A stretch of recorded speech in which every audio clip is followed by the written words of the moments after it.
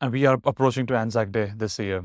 And then this conversation is to remember and then be part of the Anzac Day conversations, which are held across the country in different fashion. During the campaign, the Gallipoli campaign, what were the critical moments you believe, and then historically, are turning points for the campaign? Yeah. Of course, Gallipoli is a defeat for the invaders. The Australians are part of a force which doesn't succeed. It doesn't succeed on the first day. So the day of the landing, in which critical mistakes are made, and there's big arguments among historians about whose fault it is that the landing failed. There's some Australians blame British commanders. Some historians blame Australian brigadiers who didn't follow the orders on the morning of the landing. The Ottomans counterattacked and they couldn't get further inland. So that the very day of the landing is the first day on which the campaign fails. But it fails on other occasions too. They defend the Anzac perimeter and, of course, the British enclave at Cape Helles to the south of Anzac.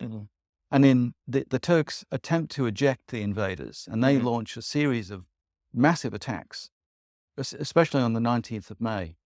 And that fails. So a turning point for the Ottomans, for the Turks, is that they can't evict the invaders. Then in August, the British and French launch a second big offensive. And that offensive attempts to break through the trench lines and defeat the Turks and advance on Constantinople, which is the aim of the campaign. Yeah. And the August offensive, as it's called, also fails at massive cost. Then the last turning point is the evacuation, because in November, the British cabinet, especially advised by Lord Kitchener, the British Minister of War, decides that this campaign is failed and it needs to be closed down.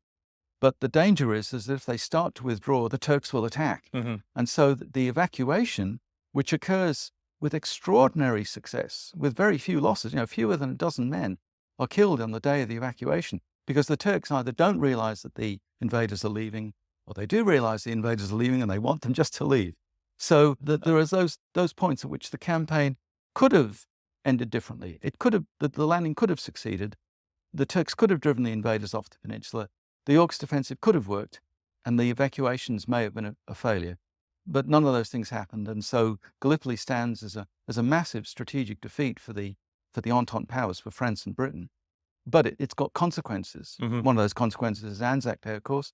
The other is that parts of the Empire forces that came together actually got to know each other. So Australians and New Zealanders, of course, fought together, but Australians and Indians began to know each other as well. So this military defeat has consequences decades, a century on.